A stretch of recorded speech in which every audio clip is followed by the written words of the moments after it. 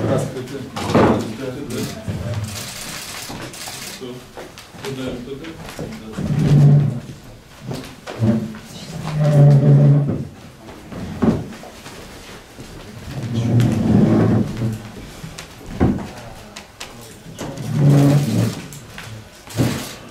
Добрый вечер, дамы и господа, коллеги. Good evening, ladies and gentlemen, colleagues. Прежде всего, позвольте принести извинения за опоздание на пресс-конференцию. First of all, begin me by apologizing for such a delay with the press conference. Связано это с напряженным графиком работы. Сессия недавно закончилась. It's due to a very busy schedule. The session just came to a close recently. Разрешите представить участников нашей пресс-конференции. Allow me to introduce the participants of our press conference. С левой стороны меня Виктор Иванович Холстов, On the left, Victor Holstov, руководитель Центра аналитических исследований Конвенции о запрещении химического и биологического оружия Министерства промышленности и торговли Российской Федерации. head of the Center of Analytical Studies of the CWC and the Convention of Prohibition of Biological Weapons under the Ministry of Industry and Trade of the Russian Federation. Чуть дальше Фатиенков Владимир Николаевич, эксперт войск радиохимической и биологической защиты Российской Федерации. And next to him, Vladimir Fatienkov, expert of the Radiological, Biological and Chemical Protection Troops of the Russian Federation. Как вы знаете, сегодня состоялась внеочередная сессия As you know, today took place the extraordinary session Совета ОЗХО. of the Executive Council of the OPCW. Создана она была по инициативе Великобритании It was convened under the request of the Great Britain в связи с публикацией доклада экспертов ОЗХО о результатах проведенной ими технической экспертизы в ответ на просьбу Великобритании об оказании технического содействия по статье 8 Конвенции о запрещении химического оружия. and it was due to the publication of the reports of the OPCW experts in response to the request of the Great Britain to provide technical assistance under the Article 8 of CWC. Первым делом выступил генеральный директор технического секретариата господин Кудряшов. First to take the floor was the Director General of the Technical Secretariat, Mr. Uzumju. Он рассказал о действиях техсекретариата сразу после инцидента в Солсбери 4 марта. He talked about the activity of the Technical Secretariat right after the incident in Salisbury on March 4th. Затем он предоставил слово руководителю миссии ОЗХО, выезжавшей в Великобританию для проведения вот этой независимой экспертизы. And then he gave the floor to the head of the OPCW mission, which was sent to Great Britain to investigate independently this incident. Господин Блюм прилежно пересказал основные содержания доклада. По результатам работы его группы Великобритании этот доклад был, как известно, распространен на прошлой неделе среди делегаций согласия Лондона, а открытая часть доклада в виде небольшого резюме была опубликована техническим секретариатом. And Mr. Bloom diligently retold the main points of the report, which was the results of his group of experts. And as you know, these results were published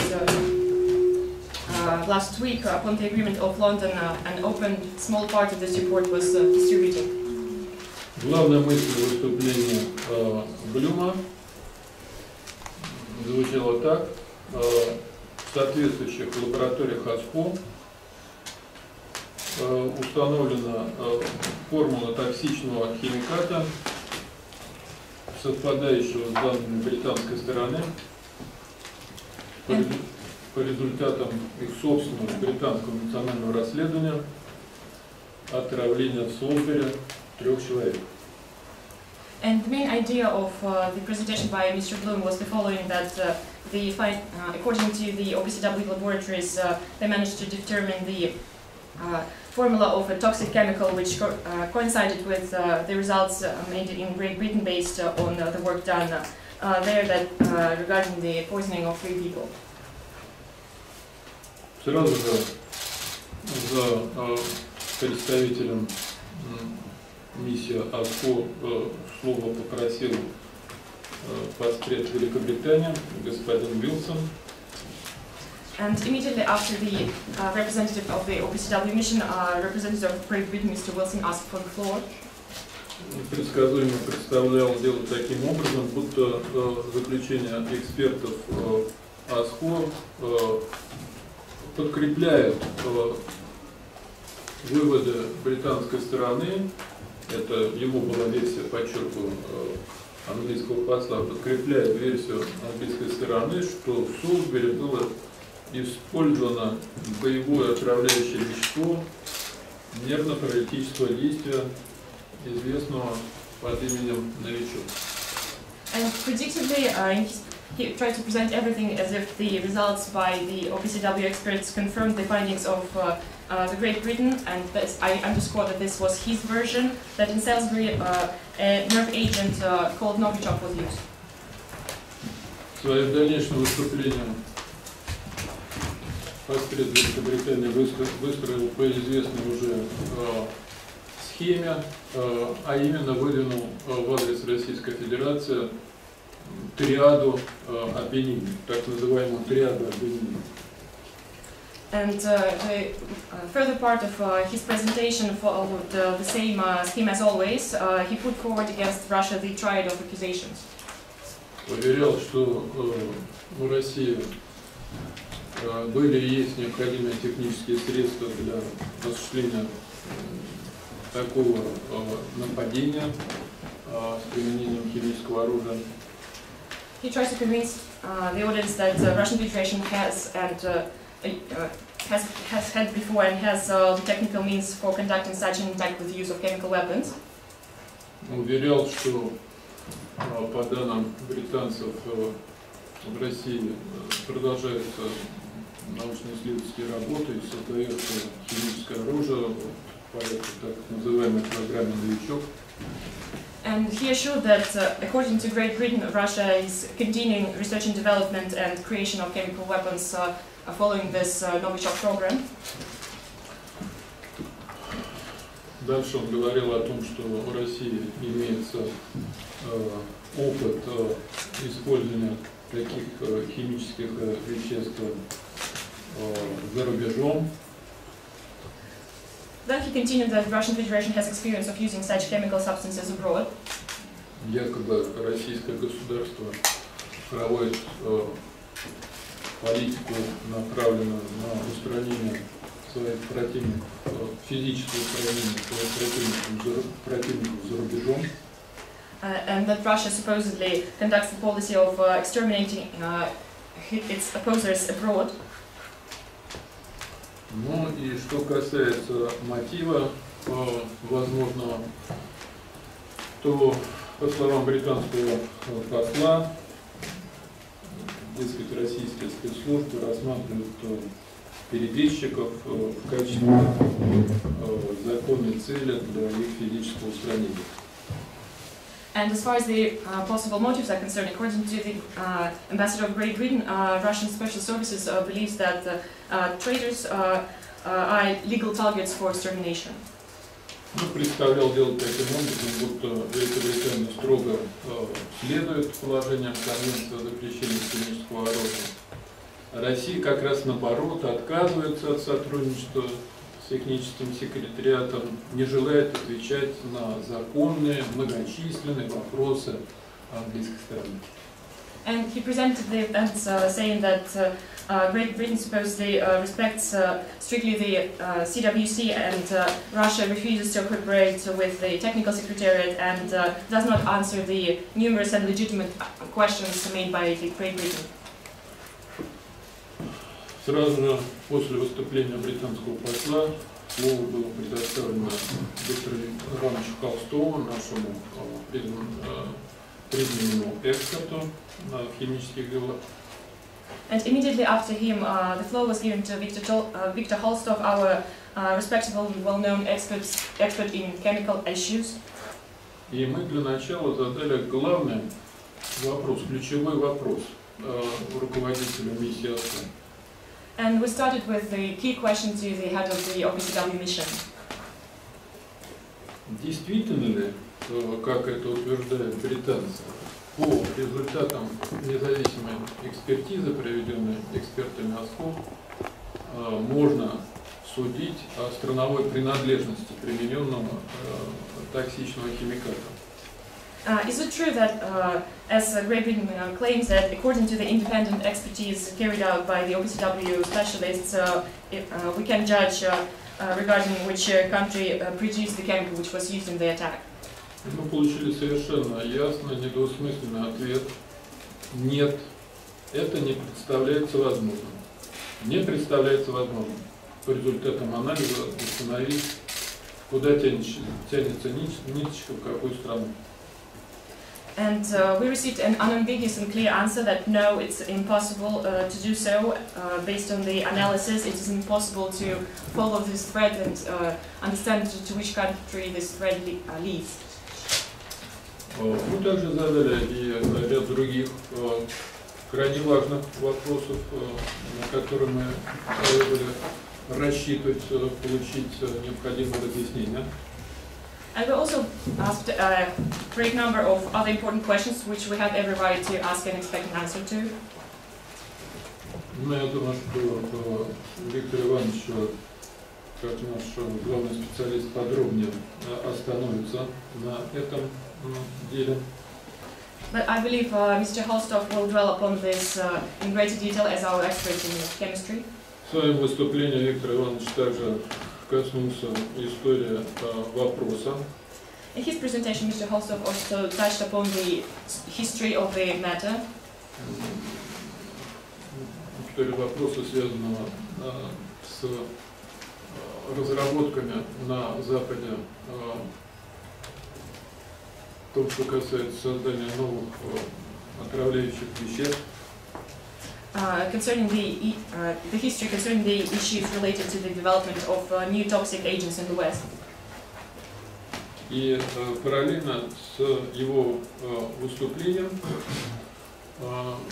собравшимся был роздан национальный документ Российской Федерации, меморандум. And during his presentation, the audience was also received the national document of the Russian Federation, the memorandum. С предложением генеральному директору технического секретариата вынести на ближайшую сессию исполнительного совета нашей организации вопрос об укреплении Конвенции по запрещению химического оружия.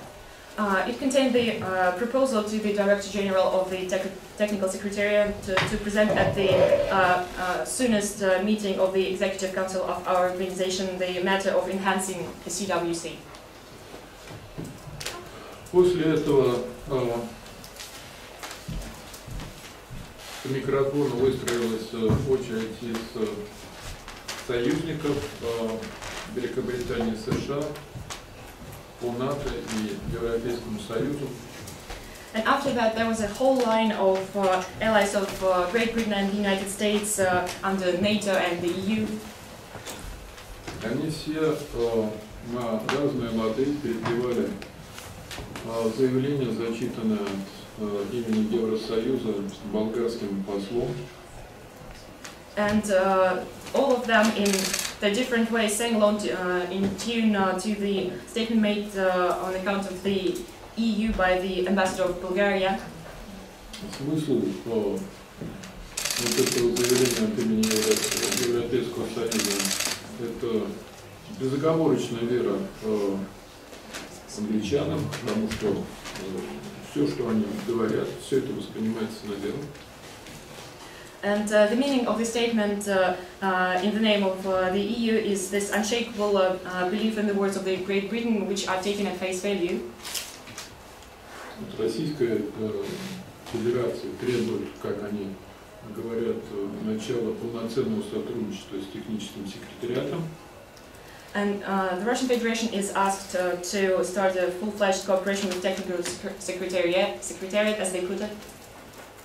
Почти все делегации, как ритуальное заклинание, произносили фразу о том, что Россия должна ответить на соответствующие вопросы, заданные английской стороной. And nearly all delegations ritually repeated this incantation that Russia must answer the questions asked by the UK. Конечно, наиболее активно британцев поддерживал пресс США, кто бы в этом не сомневался. Of course, the most active supporter of the Great Britain was the representative of the United States. There was no surprise there. Но я вам должен сказать, что мы не чувствовали себя в одиночестве на сегодняшнем заседании исполсовета. But I should say that we didn't feel alone at today's Executive Council meeting. Раздавались здравые голоса, здравые суждения. We also heard sensible voices, sensible statements. Пакистан, Индия, Бразилия, в том числе. Pakistan, India, Brazil, among others. Южная Африка. South Africa. Высказывалось пожелание необходимости беспристрастного всестороннего расследования для установления истины, для того, чтобы понять, что там произошло в Солсбери. And they were talking about their wishes, the need for an impartial and comprehensive investigation, need for fact-finding regarding what really happened in Salisbury. Наконец дошла очередь и до нас. Мы сделали большое выступление. Finally, it was our turn. We made a very long statement. Практически мы постарались показать, что все, что говорят наши британские коллеги, это рассказ, сотканный из лжи. In practice, what we try to demonstrate is that everything which our British colleagues are saying is a story woven with lies. Причем, в отличие от британцев, которые голословно обвиняют и не привыкли отвечать за свои слова. And unlike the British who are making unfounded accusations and are not used to standing by their word, мы на конкретных фактах показали, почему мы считаем, что наши британские партнеры, мягко выражаясь, всех обманывают. We use specific facts to demonstrate why we think our British colleagues are, to put it nicely, trying to fool everyone.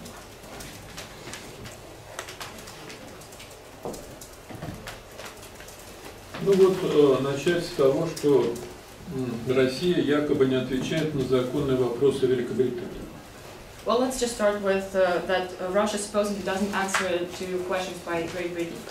Но на самом деле британцы задали нам эти вопросы в форме ультиматума, причем всего-навсего два вопроса. In reality, the UK asked those questions in the form of an ultimatum, and there were only two questions. Все это было в беседе нашего посла с руководителем Foreign Office Борисом Джонсоном 12 марта этого года. All of this happened during the talk between our ambassador and the Foreign Secretary Boris Johnson on 12th of March. Нам сказали, сознайтесь, либо это вы Россия напали на нас, на Великобританию, с применением химического оружия? I would confess that it was you, Russia, who attacked us, the UK, with using chemical weapons. Либо признайтесь, что вы утратили контроль над имеющимся у вас арсеналом боевых отравляющих веществ. Or confess that you have lost control over the arsenal of chemical warfare that you have. Причем оба вопроса были составлены таким образом, что наличие у России незадекларированного химического оружия как бы само собой разумеется и не подлежит никакому сомнению. And it should be noted that both questions were formulated in such a way that the Russia's having chemical weapons was established and it was without any doubt. Ну, начнем с того, что на эти вопросы англичан, пусть и заданные в беспардонной форме, мы ответили сразу, без всякого промедления. Well, let's start by saying that as far as these questions made by the UK, although in this brazen form, are concerned, we didn't delay answering them and we answered them immediately. Мы сказали, что Россия не имеет никакого, ровным счетом, никакого отношения к тому, что произошло в Солсбери. We said that Russia has nothing to do whatsoever with what happened in Salisbury. Мы также отвели подозрения или упреки британских наших коллег в том, что Россия якобы нарушает Конвенцию о запрещении химического оружия, что-то недозаявила, сохраняет военную химию в какой-то степени. And we also refuted the suspicions of blame put on us by the UK that Russia supposedly does not implement the CWC or has some undeclared stockpiles of chemical weapons. Мы и тогда сказали, и сегодня снова ответственно хочу повторить, что в Российской Федерации никогда не было никакой программы под кодовым названием «Новичок» по созданию каких-то вот токсичных химикатов. And we've said it before, and today I say it responsibly once again, that Russia has never had any program under the name of Novichok for development of toxic chemicals. В 1992 году по указу президента Российской Федерации тогдашнего все работы по военной химии в нашей стране были свернуты. Наша страна присоединилась к Конвенции по запрещению химического оружия и приступила к полномерному уничтожению огромного накопленного запаса, унаследованного нами от Советского Союза. In 1992, following the presidential decree, all works in military chemistry were stopped, and our country joined the Chemical Weapons Convention, and we started this scheduled and planned destruction of all the stocks of chemical warfare. В сентябре прошлого года со значительным опережением графика, раньше намеченного срока, Российская Федерация полностью завершила уничтожение химического оружия у себя на родине. In September last year, before it was scheduled, the Russian Federation fulfilled the plan and completed the destruction of all chemical warfare on its territory. Так что ни о каком незадекларированном оружии речь не идет. So we cannot be talking about any kind of undeclared warfare. Ложь номер два, которую распространяют англичане. The lie number two, disseminated by the UK. Якобы Великобритания добросовестный участник химической конвенции, они вот в данном случае действуют выверенно, строго, скрупулезно, соблюдают все положения. Supposedly the UK is a conscientious party to the CWC and strictly and scrupulously abides by its provisions. Но на самом деле это не так.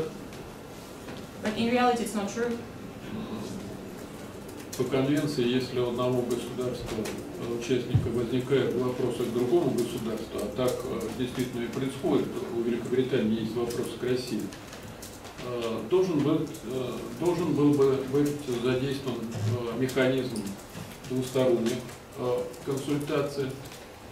Направляется запрос английский, мы его рассматриваем и как можно быстрее, но не позднее 10 дней даем необходимый ответ. Under the convention, if one state party has some questions to ask another, and this is exactly the case between the UK and Russia, the mechanism of bilateral consultations should be used. It works in the following way. Great Britain makes a request to us and we consider it during no more than 10 days and give a response. Но британцы, подсуживаемые своими заокеанскими партнерами, надменно отказались от такого варианта действия. But the UK, incited by their colleagues from across the pond, arrogantly refused to follow this scenario. Заявили, что они не позволят России их одурачить, британцев и американцев. They stated that they will not allow Russia to fool them, the British and the Americans. Что они при этом имели в виду, это непонятно. It's not clear what they meant by it. Вместо вместо использования этой ясной формулы, ясной возможности, британцы придумали какую-то независимую верификацию тех секретариата Москвы, выводов, сделанных британской стороной. Instead of using this clear formula, using this clear opportunity, the British side came up with this format of independent verification of the findings of the British side. Но ничего подобного в конвенции нет. But there is nothing like this in the convention. Ложь номер 3. Россия отказывается сотрудничать в целях установления истины. Lie number 3. Russia refuses to cooperate to establish the truth. Кстати, вслед за британцами и другие государства Евросоюза все время упрекают Россию в нежелании сотрудничать в целях установления истины. By the way, Great Britain and other EU states often accuse Russia of refusing to cooperate to establish truth. Ну, все обстоит ровным счетом наоборот. Well, everything is exactly the opposite. Россия даже больше, чем Великобритания, заинтересована в тщательном расследовании произошедшего. Russia, even more than the UK, is interested in a thorough investigation into the events that happened. Ну, хотя бы уже потому, что жертвой инцидента в Сулбере стали 2 российских гражданина. At least because 2 Russian citizens fell victims to the incident in Salisbury. Мы неоднократно предлагали, просили, даже требовали от британской стороны сотрудничать в деле расследования. And on a number of occasions we proposed to the British side and even insisted on conducting an investigation. Наше посольство в Лондоне направило бесчисленное количество нот в Foreign Office. And our embassy in London sent a huge number of notes to the Foreign Office. Мы просили англичан просто соблюдать конвенцию, консульскую конвенцию, обеспечить консульский доступ к нашим гражданам. We asked the UK to comply with the consular convention and asked them to provide consular access to our citizens. Нам в этом фактически отказано. In fact, we were denied this. На большинство нот не отвечают нам. The majority of our notes are left without response. Сейчас по чайной ложке какие-то ответы дают, но это не ответ, а сугубо отписки. Little by little they give some answers, some response, but these are not real answers, these are just something to give us. Так что судите сами, кто хочет сотрудничать, а кто отказывается. So you should judge for yourself who's refusing to cooperate and who's trying to. Ложь номер 4. Line number 4. Нам безапелляционно говорят, вы, Россия, множите версии того, что случилось в Солсбери, насчитали уже порядка 30 версий, которые якобы выдвинуты российской стороны. И делайте это исключительно для того, чтобы пустить следствие по ложному следу. And in a form of ultimatum, they state that Russia is multiplying versions of the incident, and they are now counting with some 30 versions, which supposedly we came up with, and they say that we do this to make the investigation lose its threads. Ну и здесь картинка совершенно другая. But the real picture is different. Это на самом деле английские таблоиды, так называемая независимая британская пресса, которая плодит все эти версии. In fact, it is the British tabloids, the so-called independent British media, which are multiplying those versions. Кто утверждает, будто яд был доставлен в Великобританию в чемоданчике, то говорят, что его нанесли на дверную ручку, то якобы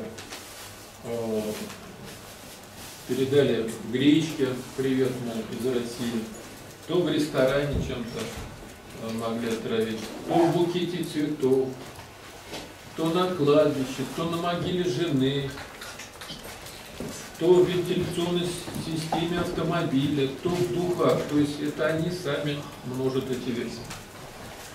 First, they claimed that the substance was delivered to Great Britain in a suitcase, then that it was put on a door handle, then that it was delivered in buckwheat, from Russia with love, and then that it was in a restaurant in something, then that it was in a bouquet of flowers, and that it was on a cemetery, on the tomb of his wife, and then that it was in the ventilation of a car. So, as you can see, they're multiplying these versions themselves. Совсем недавно запустили еще одну утку. And just recently they launched this new piece of fake news. Будто средствами объективного контроля, расположенными на Кипре, им, британцам, удалось перехватить какое-то текстовое сообщение, СМС, отправленное из Сирии куда-то в Россию, по какой-то посылке доставленное. И вот это все подается вот как истина в последней инстанции. And supposedly some means of monitoring which Great Britain deployed in Cyprus allowed them to intercept some text, some message sent from Syria to Russia, supposedly talking about some package being delivered. As you can see, this is another piece of such stories. Ну вот, видите, это все версия английской стороны. Причем здесь Россия? As you can see, these are versions of the British side. What does Russia have to do with it? Ложь номер 5. Line number 5. Якобы, так они утверждают, российское руководство неоднократно, опять-таки они говорят, заявляло, что истребление предателей, перебежчиков за рубежом – это государственная политика Российской Федерации. Supposedly, as they claim, Russian leadership has stated on a number of occasions, as they claim, that exterminating traitors abroad is Russia's state policy. Ну, конечно, это клевета. Of course, this is slander. Британцы не могут привести ни единого примера подобного высказывания. The British side cannot produce a single example of such a statement. Просто потому, что российское руководство никогда ничего подобного не заявляло. Just because Russian leadership has never said anything of the kind. Это бред людей, находящихся в Белогоречи. This is something which people suffering from delirium tremens would say. Но потом врут они еще вот ложь номер 6, будто эта версия активно сейчас муссируется, будто эксперты техсекретариата ОЗХО своей независимой экспертизы подтвердили версию о том, что Скрипали были отравлены веществом, произведенным в России, вот якобы семейство новичок. And now line number 6, this is being very actively disseminated right now, that supposedly the OPCW Technical Secretariat experts in the independent expertise have confirmed that the Skripals were poisoned with a substance produced in Russia, and the substance belongs to the Novichok group. Ну, я уже вам говорил, что задавали вопрос руководителя миссии ОЗХО соответствующим, и он черным по белому прямо, ясно заявил, что не представляется возможным установить страновую принадлежность препарата химического, токсичного химиката, который был применен в СУ. As I've already said, when we asked a question to the head of the mission of the OPCW, he said in clear terms that it seems impossible to determine to which country did the toxic chemical used in Salisbury belong. Вот видите, что получается. Руководитель миссии ОЗХО говорит, не представляется возможным, а они, вопреки здравому смыслу, говорят, что нет, вот все подтверждено, они подтвердили наши выводы о том, что это Россия. Ну как это можно расценить иначе, как, кроме как ложь? Well, you see what happens, the head of the mission says that it seems to be impossible, and they just forget about all common sense and say that this actually confirms that it was Russia who did it. How can you evaluate this but as a lie? Ложь номер 7, уже 7-я ложь. Line number 7, you see, there are already 7 of them. Только так называемый новичок, это советское изобретение, и он якобы мог быть произведен либо только в России, либо потом, либо только в Советском Союзе, либо потом в России. That this Novichok substance is a Soviet invention, and it was supposedly only possible to produce either in the USSR or later on in Russia. Я думаю, что когда Виктор Иванович Толстой возьмет слово, он подробнее на этот счет расскажет, но не вызывает сомнения, что в западных странах проводились и проводятся до сих пор разработки на этот счет. Много есть открытых источников. Я в своем выступлении привлек внимание к тому, что совсем недавно, well, I believe just when Mr. Holstov will take the floor, he will develop on this in greater detail, but there can be no doubt that the West has been and still is conducting research and development into such substances. There's a number of open sources which I mentioned in my statement. Ну, совсем недавно, именно 1 декабря 2015 года, американское ведомство по патентам и товарным знакам США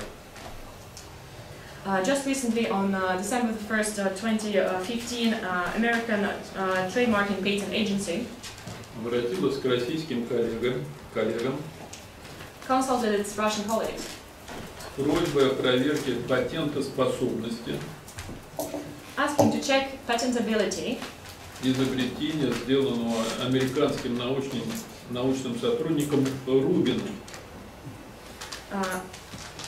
Of an invention made by an American scientist, Mr. Rubin. Он, оказывается, придумал такую пулю, которая может снабжаться различными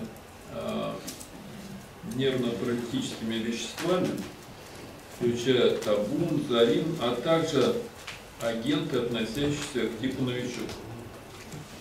And he apparently has invented a bullet which could be equipped with all kinds of nerve agents, including tabun, sarin, and most importantly, Novichok type agents. Причем это прямо вот в американском документе находится. И я сегодня, правда, с места, но все равно показал собравшимся этот документ, где это все написано. And this is directly stated in an American document, which is especially important. And although I was sitting in the audience, I tried to demonstrate this document.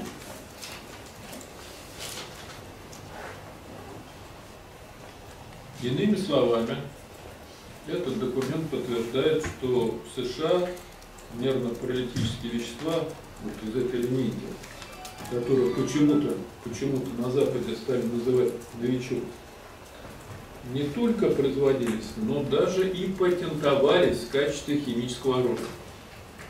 In other words, this document confirms that in the United States, nerve agents belonging to this group, which in the West is for some reason called Novichok, not only have been produced but also patented as chemical warfare. Причем это недавняя история, а совсем недавно по временным меркам, как я уже сказал, 1 декабря 2015 года. And this was not just some long time ago, it actually happened recently, especially if you look at the time scale, it just happened on the 1st of December 2015. Ложь номер 8. Lie number 8. Пострадавшая гражданка России Юлия Скрипаль якобы избегает контакта со своими родственниками и отказывается от российской консульской помощи. One of the victims of the incident, Yulia Skripal, supposedly avoids contacts with her relatives and refuses consular help by the Russian Federation. Это тоже не соответствует действительности. This also is not the reality. Практически российская гражданка удерживается в заложниках у британских властей. In fact, Russian citizen is being held hostage by the British authorities. Думается, что ее насильно там держат на территории Великобритании. We think that she is being held on the British soil by force. Одним словом, мы подчеркнули, что Великобритания не хочет с нами сотрудничать. To put it shortly, we underscored that Great Britain does not want to cooperate with us. Вы знаете, вот такое размышление вслух. Well, you know, just one thought aloud. Я уже вам рассказывал о том, что британцы все время выдвигают нам триаду обвинений. I have already mentioned that the UK is always putting forward to us this triad of accusations. Мотив, Motive, средства means, и послужной список, предыстория вопроса. and background, the history of the matter. Слушайте, но мы ведь эту же триаду обвинений можем предъявить и нашим британским коллегам, по большому счету. Well, you know, if you think broadly, we can probably put forward the same triad to our British colleagues. Ведь они все время говорят, что это highly likely, это высокая степень вероятности. А почему бы нам не задуматься, скажем, о ряде обвинений в адрес британской стороны? They're always saying that it's highly likely, but why shouldn't we think about the triad of accusations towards the UK? Что касается мотива. As far as the motive is concerned. Может быть, правительство Терезы Мэй, ослабленное передрягами, связанными с Брекситом, нуждается в том, чтобы общество сплотилось вокруг этого правительства. Maybe the government of Theresa May, weakened by those troubles connected to Brexit, needs to unite the population around this issue. Может быть, Лондон заинтересован в том, чтобы в этот напряженный момент заручиться поддержкой, согласием, поддержкой и солидарностью, в первую очередь, со стороны других государств-членов Евросоюза, с тем, чтобы облегчить туманному Альбиону выход из Евросоюза. Maybe what London's intentions are is in those difficult times to gain support and solidarity of other states of the EU, first and foremost, in order to have an easier exit for the UK from the EU. Как вы считаете, это вероятно или нет? Do you think it's possible or not? Я думаю, что даже весьма вероятно. I think it's highly likely. Что касается средств. As far as means are concerned. Руководитель форин-офиса Борис Джонсон делает все время заявление, одно громче другого. The head of the Foreign Office, Boris Johnson, is making statements, and every following statement is more loud than the previous one. Как-то он недавно встречался с одной немецкой журналисткой, по-моему, немецкое издание. Just recently, I think he met with a German journalist. I think it was a German paper. Его спросили, а что вот в этой лаборатории Министерства обороны Великобритании есть образцы нервно-паралитического вещества типа вот новичок. And he was asked whether this laboratory of the British Defence Ministry has samples of the nerve agent of novichok type. И он подтвердил, да, есть. And he confirmed that it does. Но подтвердив это, он подтвердил также, что Великобритания грубо нарушает Конвенцию по запрещению химического оружия. But by confirming this, he also confirmed that the United Kingdom is in a gross breach, gross violation of the Chemical Weapons Treaty. Ведь если есть такие вещества, ну пусть даже в небольших количествах, они ведь обязаны, британцы обязаны были сообщить об этом в Гаагу, связаться с Организацией по запрещению химического оружия, все это соответствующим образом оформить, уведомить. And if they have their substances even in ever smallest amounts, the UK should have communicated this to The Hague, should have contacted OPCW in a due procedure. Спрашивается, они уведомляли ОЗХО об этом? The question is, have they notified OPCW of this? Да никогда в жизни никого ни о чем не уведомляли. Never for the life of them have they ever notified someone of something. Но при этом Россию с легким сердцем они обвиняют в нарушении Конвенции о запрещении химического оружия. Nevertheless, they do not blink an eye when accusing Russia of violating the CWC. Третий элемент из британской триады – послужной список. And the third element of this British triad, the previous experience, the background. Вы знаете, здесь послужной список у британских служб, в том, что касается использования ядов за границей, просто впечатляющий. Well, as far as the experience of the British services in using poison abroad is concerned, they have some very impressive experience. Например, во Франции историки, многие исследователи наполеоновской эпохи, они до сих пор ломают голову и высказывают серьезнейшие подозрения по поводу того, что Наполеона, находившегося на острове Святой Елены в ссылке, под контролем, под опекой британской администрации, англичане сами и отравили. For example, take France, and the historians researching the times of Napoleon still trying to solve the following question. They have some serious suspicions that when Napoleon was sent away to the island of St. Helen and was under control of the UK, Great Britain, possibly they could have poisoned him themselves. Медленно травили мышьяком.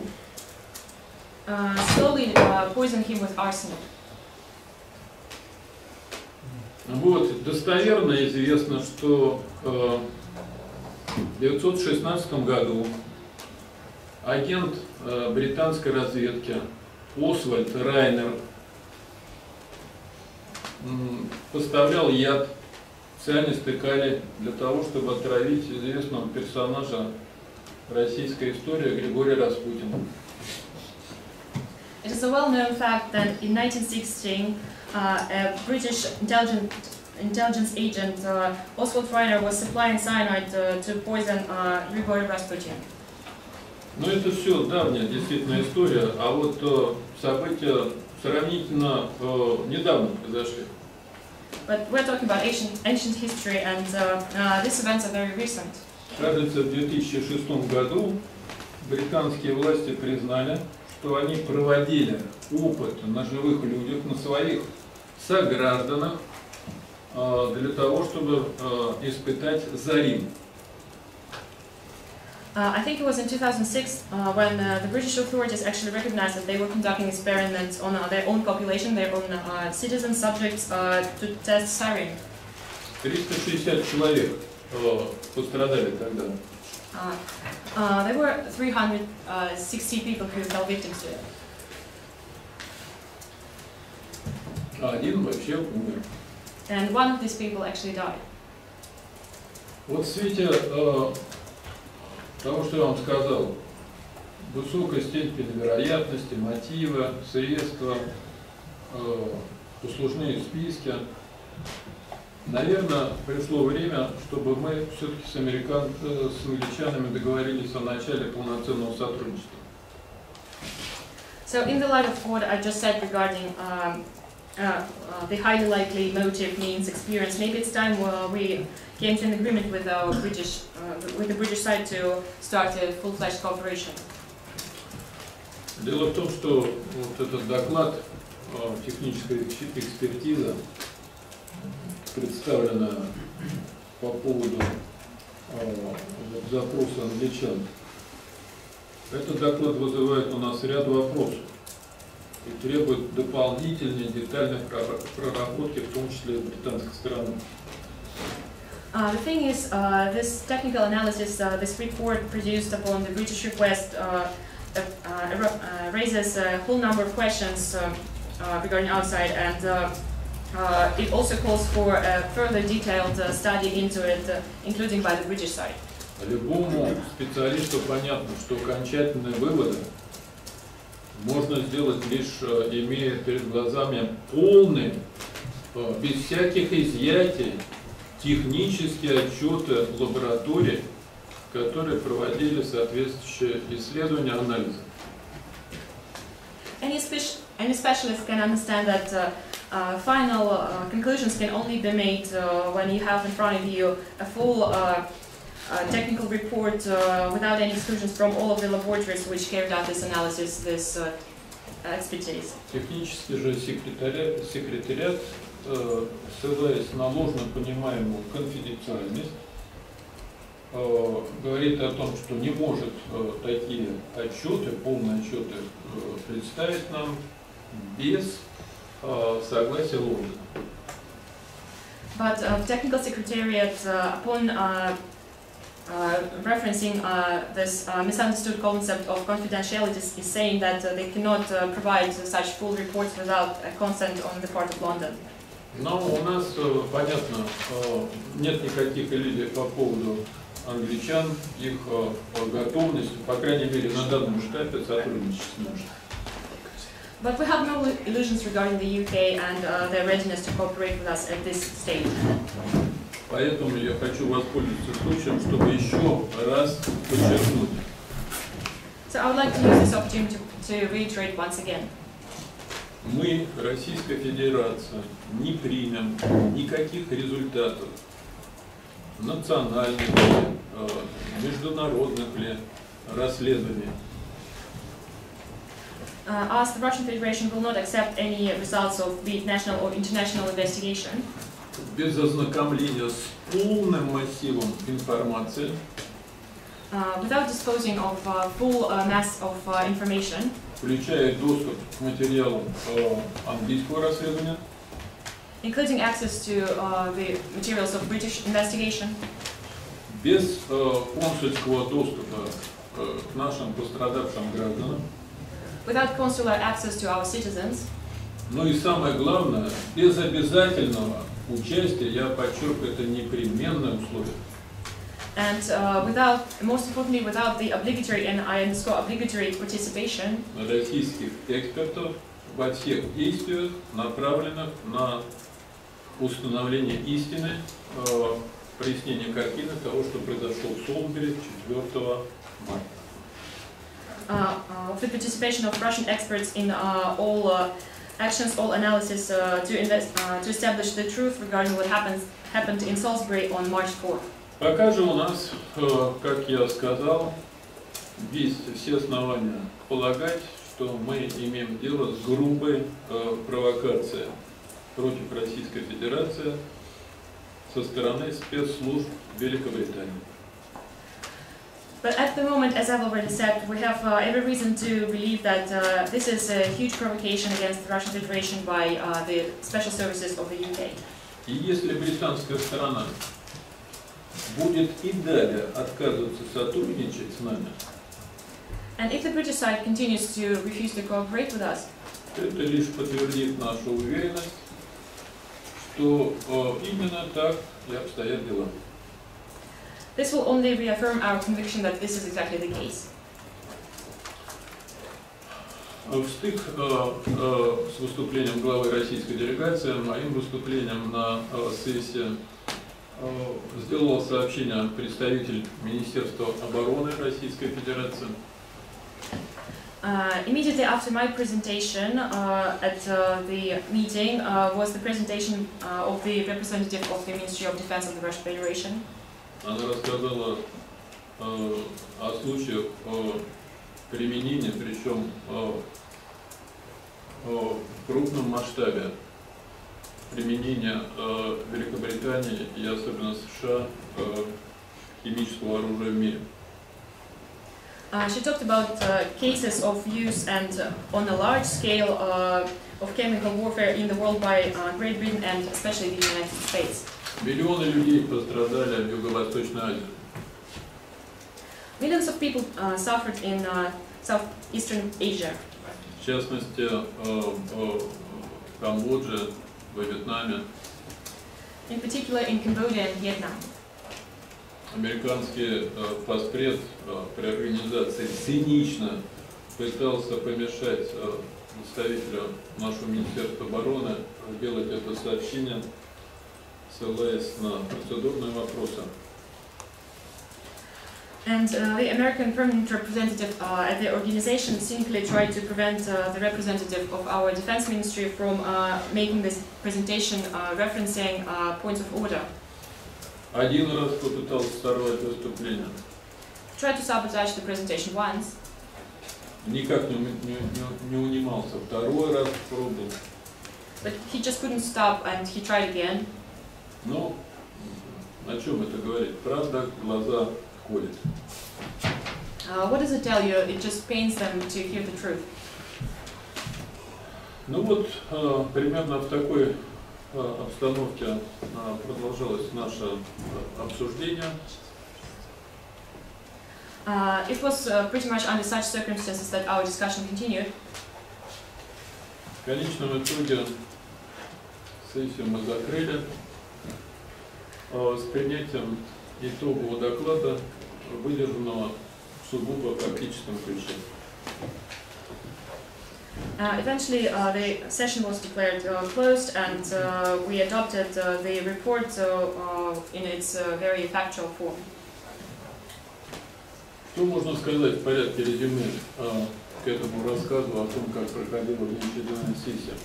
Рассказ нашими глазами. So, how can we summarize this extraordinary session, looking at it through our eyes?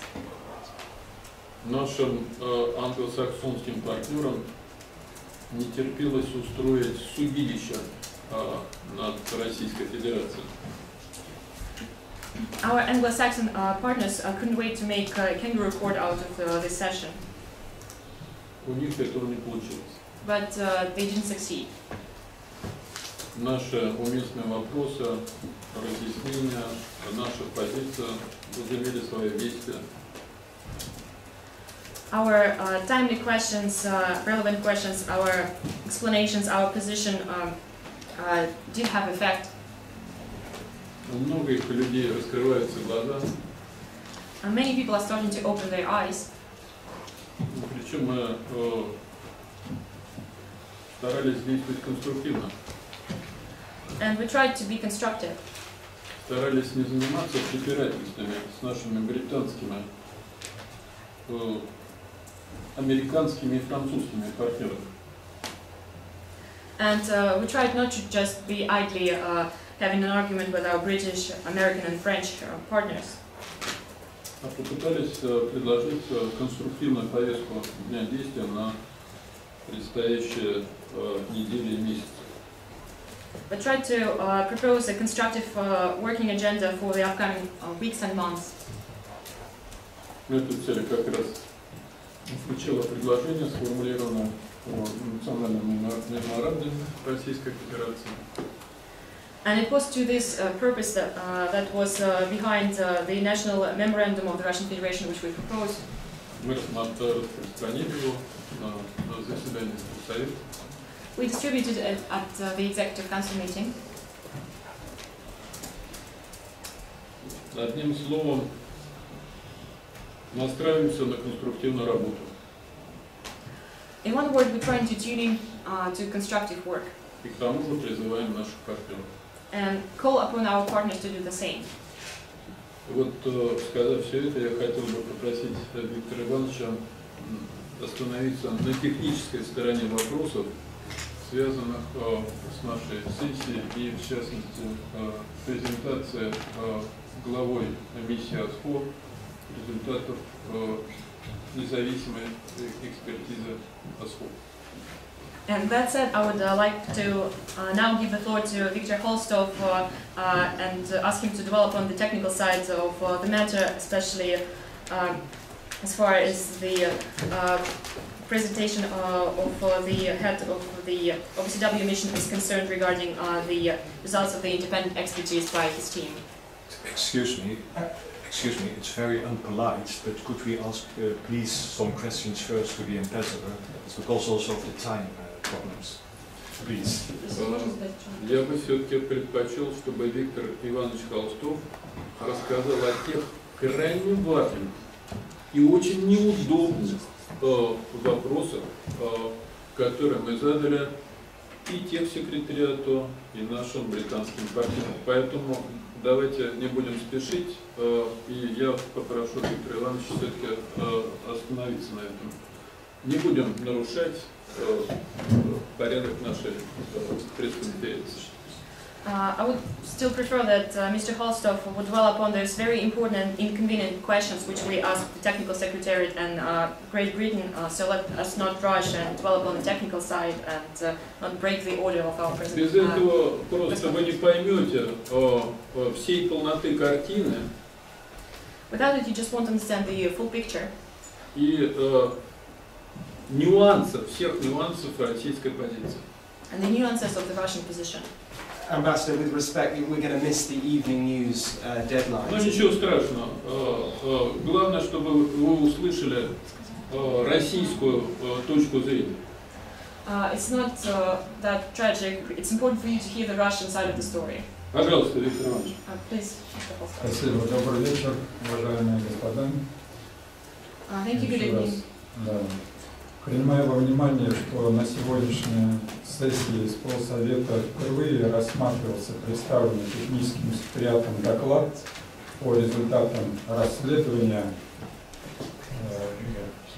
с целью идентификации токсичного химиката, который был, значит, якобы применен на территории Великобритании и Again, today the meeting of the Executive Council for the first time addressed the report by the Technical Secretariat regarding the results of the independent investigation aimed at identifying the toxic chemical supposedly used on the British soil.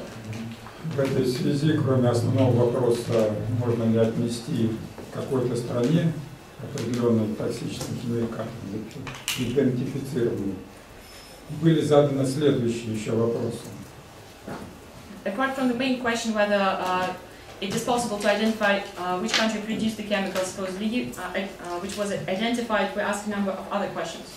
В материалах было сказано, что идентифицированный химикат не является списочным, и, соответственно, это должно было бы наложить сложности с точки зрения определения самой структурной формулы этого химиката.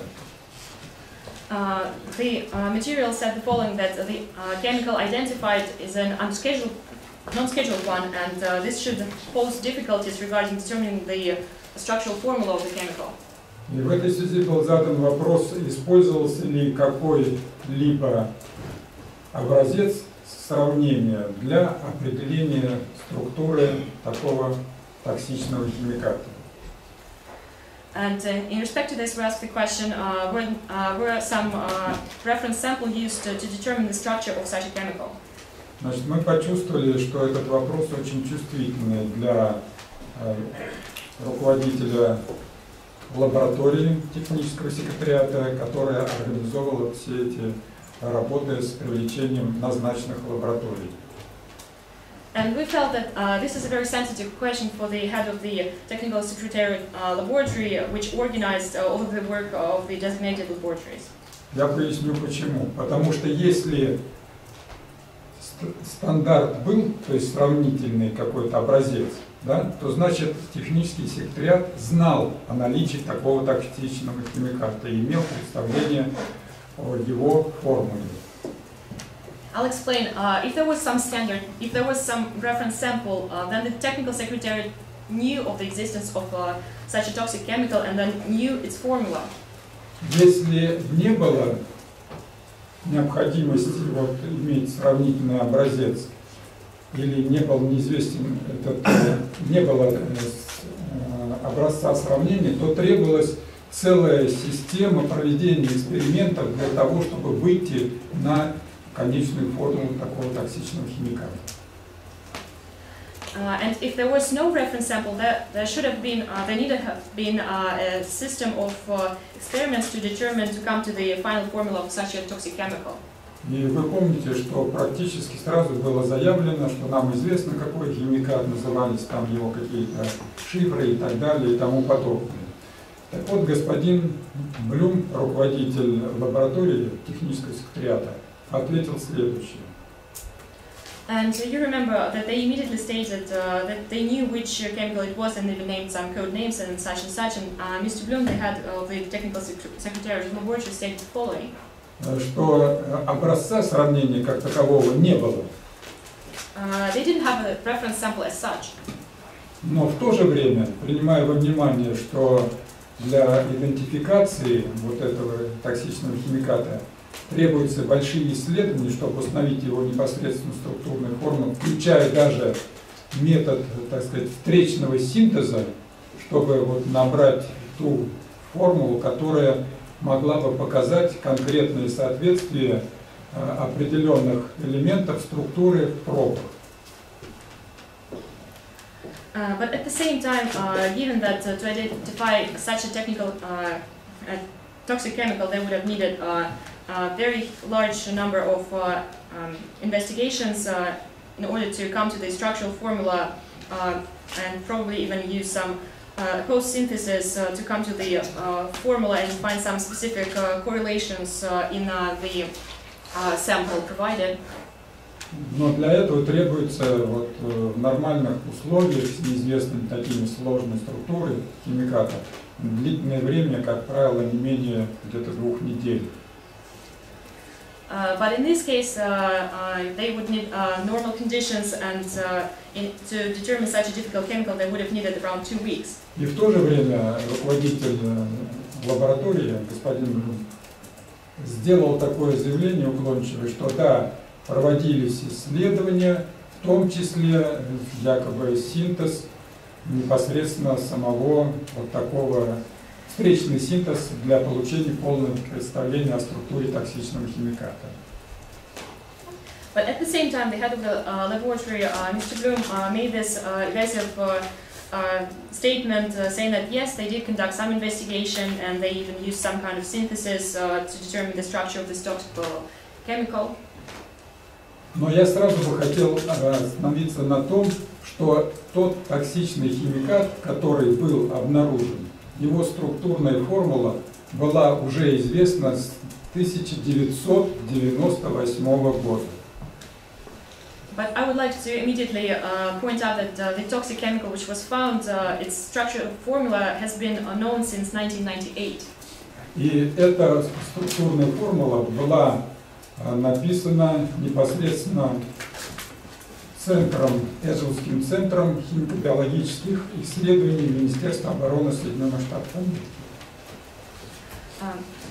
And this structural formula was written directly by Edgewood Chemical Biological Center of the US Army. То есть в течение 20, да, и не только была написана, но и были подтверждающие данные, включая спектральный анализ этого соединения, соответственно, хроматограммы. То есть установить было легко очень, что, имея вот все данные, для такого токсичного химиката никакой встречный синтез не нужен был.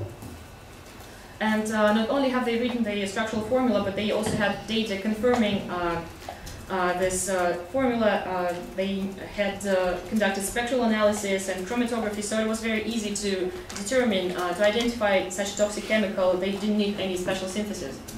То есть здесь мы как раз вот почувствовали ту неуверенность в ответах, которая показывала, что правда до конца не распространяется или не озвучивается с тем, чтобы можно было понять истинное состояние дела.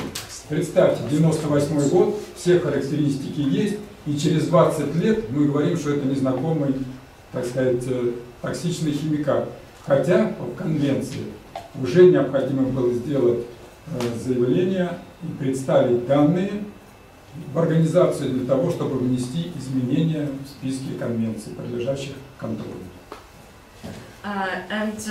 It was at this moment when we noticed some evasiveness in the answers and felt that some truth was not being distributed or was not stated. And well, can you imagine that this was known since 1998, and now 20 years later, having known all the characteristics, they somehow say that they do not know about this chemical, and at the same time,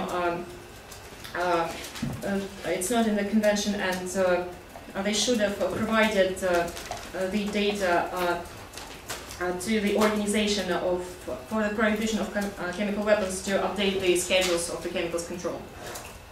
И в этой связи мы уверены о том, что все данные, необходимые у Центра исследований Портленд-Дауна по такому токсичному химикату, они были, поэтому они очень быстро, в течение буквально одного-двух суток заявили, что нам известна эта формула такого токсичного химиката.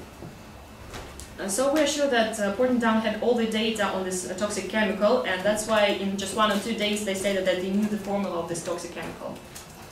Соответственно, второй вопрос, который мы задали и тоже поняли, что это весьма чувствительный вопрос, это вопрос, связанный с наличием прекурсоров БЗ в пробах, которые проводились или которые подвергались исследованию. And accordingly, the second question we asked, and which also seemed to be a very sensitive one, was regarding the presence of BZ precursors in the samples analyzed. Но в ответ на это, значит, и генеральный директор господин Узюнджу, и руководитель центра лаборатории технического секретариата ОЗХО заявил, что подтвердили, что БЗ был и действительно в пробах, и, соответственно, дали версию того, что этот БЗ необходим был для того, чтобы провести аттестацию вот этих выбранных, назначенных лабораторий для проведения анализа. And the response, both by the Director General, Mr. Uzumjo, and by the head of the Technical Secretariat Laboratory, was that they confirmed that BZAT was found in the samples, and their version was that it was needed for validating and testing those designated laboratories for conducting the investigation. Но, соответственно, вопрос также или проблема приобретала несколько другой характер. Зачем было проводить тестирование лабораторий, если они уже и так имели сертификат назначенных лабораторий? И, кроме того, второй аспект этой проблемы заключался в том, что для чего надо было вносить токсичный химикат списка 2 в пробы, анализируя в рамках криминального, уголовного процесса, связанного с расследованием применения токсичных химикатов для поражения людей, именно этот химикат. And accordingly, this issue took on a new side, a new dimension. Why did they need to test the laboratories if they already had their certifications? And another aspect was why would they add to the sample the chemical from the Schedule 2 to analyze some criminal case, some criminal investigation into poisoning of people with a chemical agent. И в этой связи мы заострили внимание на том, что клиника поражения вот токсичными химикатами, которая была у отца и дочери Скрипалей, другая, чем у сержанта, значит, вооруженных сил или Минобороны, значит, Великобритании, господина Бейли. And we also underscored that the clinical symptoms of the consequences which the Skripal suffered were different from those suffered by Sergeant of the Ministry of Interior or Ministry of Defense of the UK, Mr. Bailey. В материалах доклада было указано, что после введения, значит, в организм пораженных реактиватора холинэстеразы у отца и дочери Скрипалей повышение активности холинэстеразы не наблюдалось. То есть была высокая степень угнетения холинэстеразы. The materials of the report stated that after into the bodies of the victims was introduced the reactivator of cholinesterase, the Skripal father and daughter demonstrated that there was no increase in the activity of cholinesterase, in other words, that it was highly inhibited. А у сержанта Бейли после введения реактиватора холинэстеразы повысилась активность холинэстеразы, и поэтому он уже как-то быстро пришел в норму по состоянию здоровья. The Sergeant Bailey, on the other hand, after the cholinesterase reactivator was introduced, immediately demonstrated a speedy recovery and demonstrated an increase in cholinesterase activity. Поэтому российская делегация не приняла вот то заявление, которое сделал и генеральный директор, и руководитель лаборатории в отношении прекурсора ВИЗ. И мы планируем продолжить взаимодействие с техническим секретариатом для того, чтобы, значит, прояснить ситуацию, связанную с участием ВИЗ в пробах, и выяснить полную картину этого.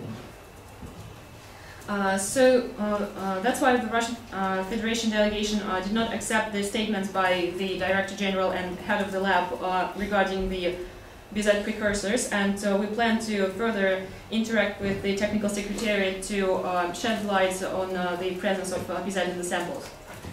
Кроме того, значит, мы хотели бы также или планируем передать уточненный перечень вопросов по результатам сегодняшнего обсуждения в исполсовете этой проблемы, дополнительно к тем, которые мы, значит, уже передавали туда в технический секретариат по материалам доклада. And we're also planning to provide further detailed questions after those discussions in the Executive Council, in addition to those we have already presented to the Technical Secretariat upon the results of the report. Что касается позиционного документа, который мы передали. Now moving on to the position paper we have passed on. Мы его передали как памятную записку Российской Федерации с предложениями по укреплению Конвенции о запрещении химического оружия. We have passed it as a note from the Russian Federation as a proposal to enhance the CWC.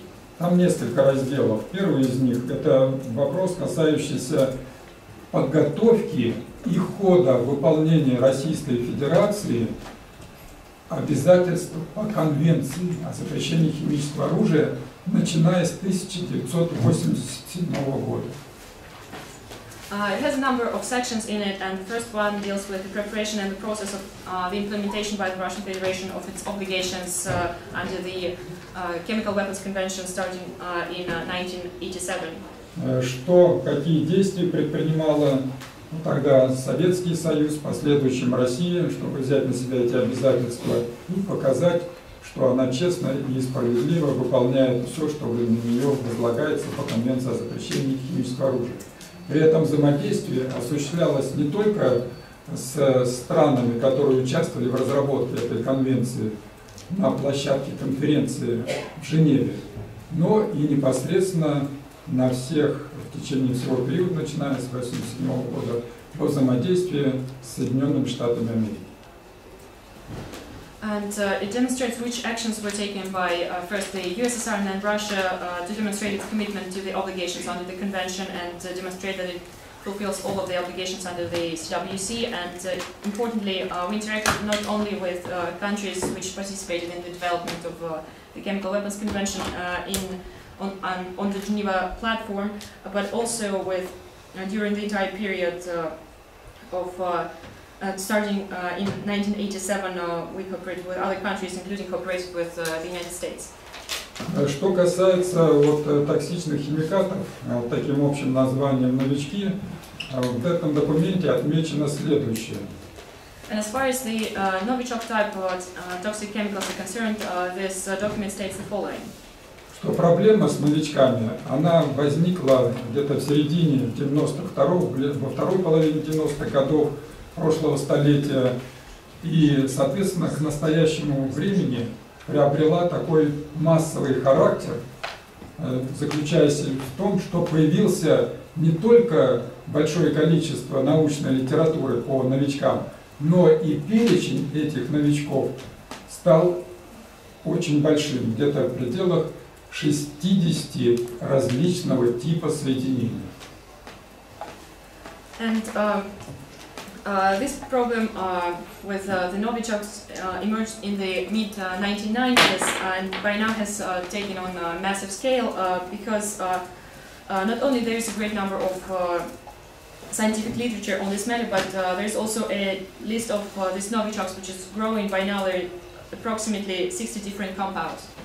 И поэтому основные, так сказать, публикации и разработки как раз велись в Соединенных Штатах Америки и в последние десятилетия очень активно ведутся в Европе, в центре передовых опытов, который создан был в Чехии под эгидой НАТО.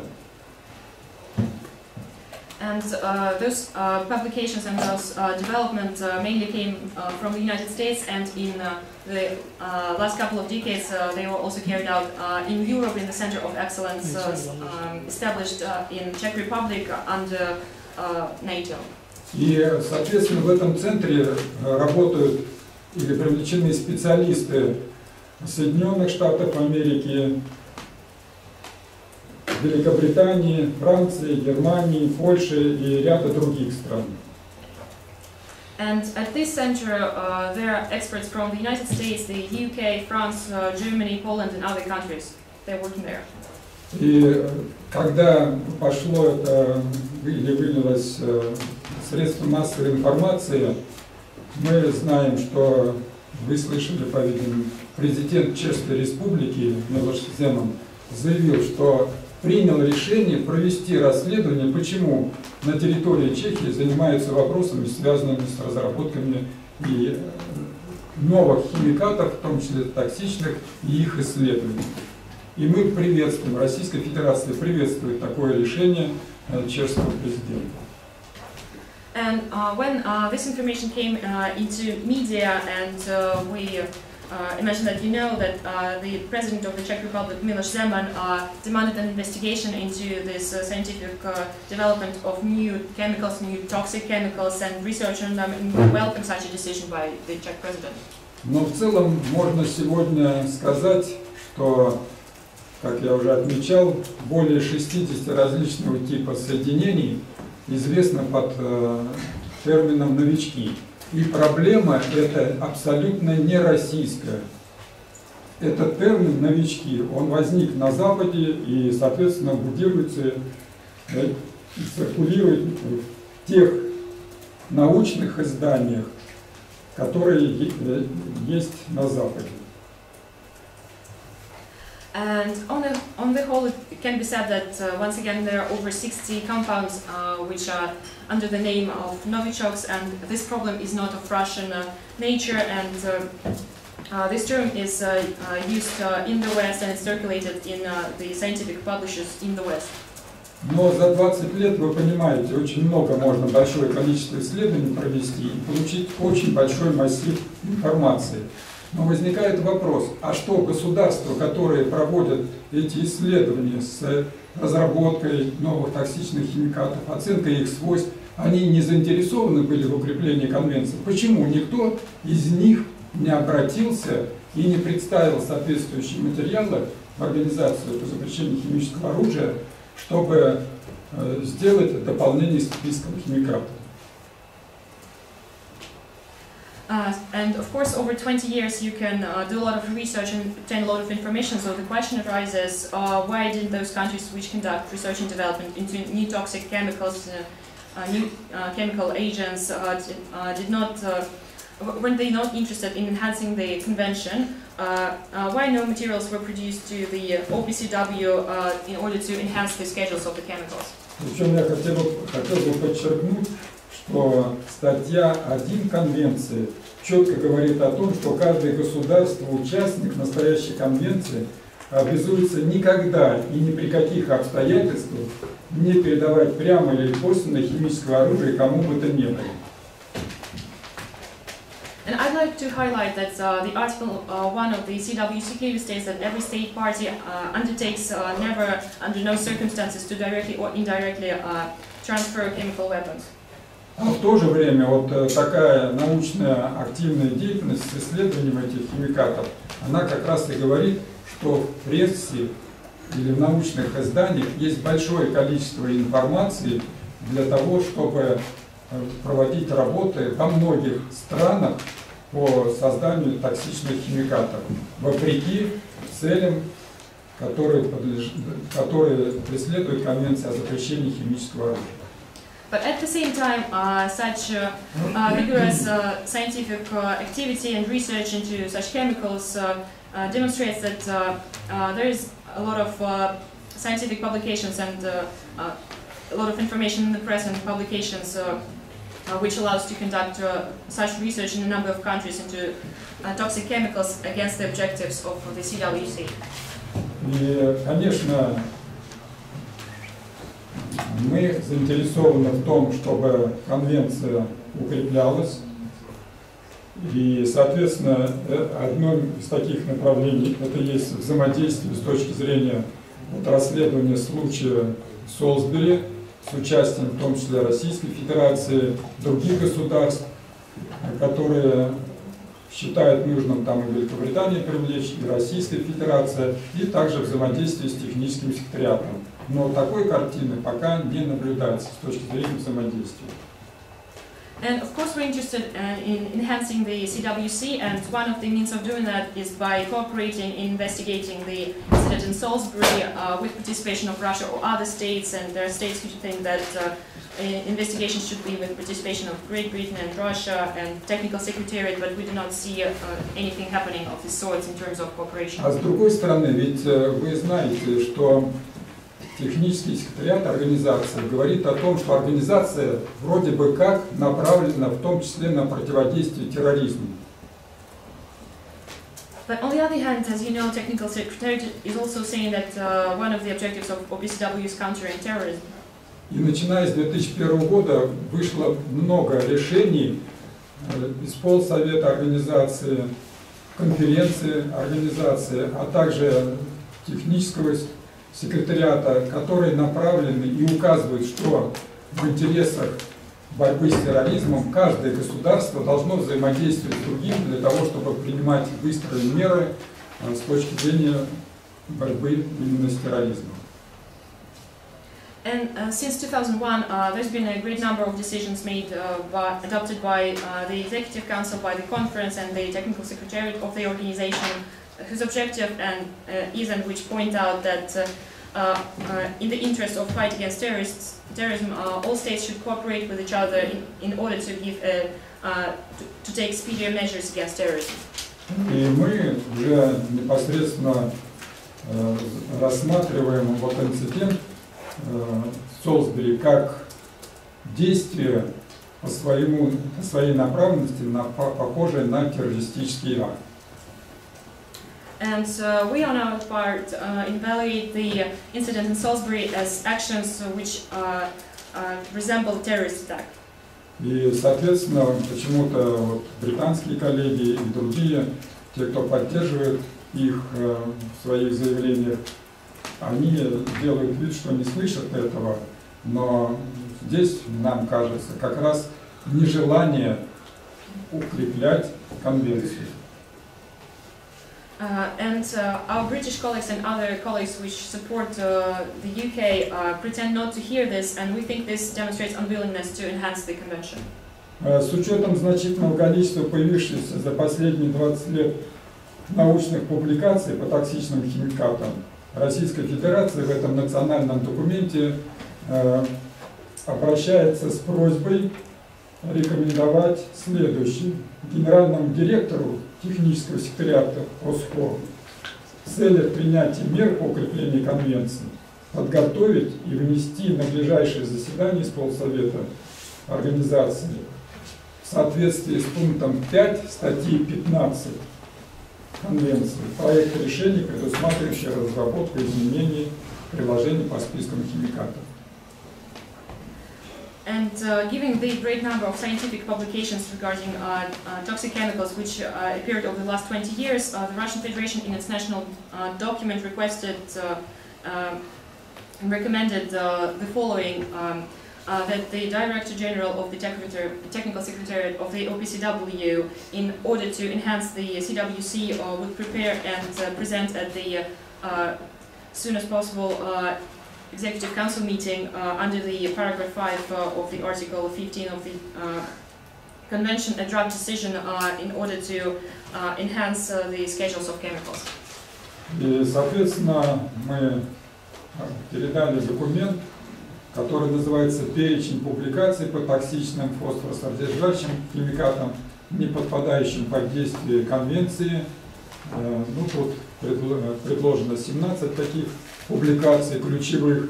Это Чехия, Соединенные Штаты Америки, Англия, Швейцария и ряд других стран. And we have also passed at the meeting a list of publications concerning toxic chemicals containing phosphorus, which do not fall under the CWC, and contains 17 publications made in Czech Republic, the United States, the UK, Switzerland, and other countries. Но этот перечень, естественно, не является исчерпывающим. But this list, of course, is not exhaustive. И мы готовы в любой момент его предоставить более полным. And we're ready to provide a fuller version of it anytime. Ну и вот, собственно, тот патент, о котором говорил посол Шульгин Александр Васильевич, патент Соединенных Штатов Америки, который в 2015 году был зарегистрирован в Соединенных Штатах и предусматривает пулю, снабжающую или снаряжаемую различными токсичными химикатами, включая в том числе новичок. Вот здесь в описании этого текста есть. То есть, вот, пожалуйста, вам. Какое отношение Россия имеет к этому патенту? Никакого. Но американцы хотели завязать Россию на этот патент. And now passing on to this US patent, which Ambassador Shulgin has already mentioned, it was registered in the United States in 2015 and provides for a bullet which can be equipped with different kinds of technical chemicals, including the Novichok, and we provide a description of this text there. And what does Russia have to do with this patent? Nothing, but the Americans wanted to connect us to it. И в этой связи автор этого патента, господин Рубин, подал заявку в Федеральную службу по интеллектуальной собственности Российской Федерации, как заявку тоже на патент, на оформление патента в Российскую Федерацию, американский патент. And in this regard, the author of this patent, Mr. Rubin, applied to the Russian Federal Intellectual Property Agency, so he applied to the Russian Federation with an American patent. То есть, если Российская Федерация регистрирует этот патент у себя на территории, значит, тогда можно спокойно говорить, да это не мы, не американцы, это Россия, это их патент. So, if this patent is registered in the Russian Federation on its territory, they can say that it's not Americans, it's the Russians with this patent. Ну и, соответственно, вот здесь у нас есть весьма подробный список патентов, которые есть приняты в Соединенных Штатах Америки, начиная с 2011 года по 2017 год, то есть абсолютно свежие, где в каждом патенте предусматривается разработка каких-то либо способов применения токсичных химикатов, как правило, но везде фигурирует новичок. And so we provide a detailed list of all those patents made in the United States, passed in the United States, starting with year 2011 and all the way until 2017. So you can see they're very recent, and they mainly talk about the development of use of some toxic chemicals, and all of them mention novichok. 47 таких вот патентов, это тоже не исчерпывающий перечень, 47, но в каждом из них написано, предназначен для нервных агентов, G-агенты, V-агенты и новичок-агенты. К примеру, вот 2011 года патент. So there are all in all 47 patents, but this list is also not exhaustive, and all of them state that their purpose is for nerve agents, G agents, B agents, and novichok agents. For example, this is the 2011 patent. Антидот для экзогенных нейротоксичных агентов, новичок. An antidote for toxic nerve agents, novichok. То есть для того, чтобы разработать антидот, необходимо знать свойства, в том числе воздействие на организм такого агента, новичок.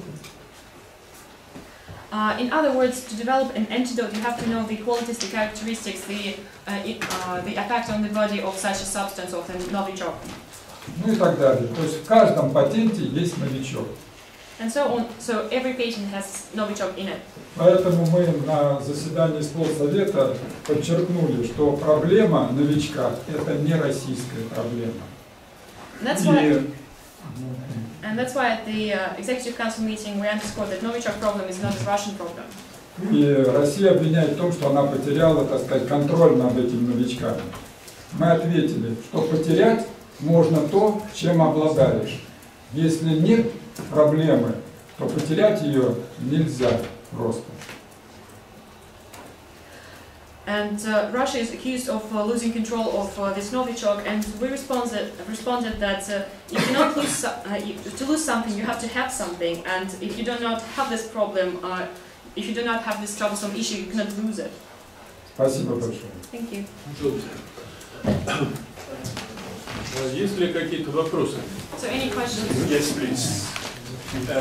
Mr. Ambassador, the Netherlands were this weekend quite negative about the latest Russian opinions about the Skripal case. For instance, that the poison came from the West and not from Russia. Our Minister of Foreign Affairs called it a new form of disinformation. What is your comment about this? Господин посол, в Нидерландах недавно распространилась негативная оценка российского мнения по этим событиям, что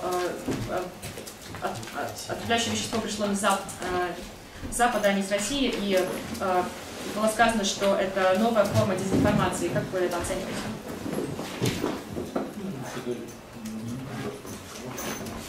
Вы знаете, мы многократно говорили о том, что Россия не меньше, а в большей степени заинтересована в прояснении того, что случилось в Солнце.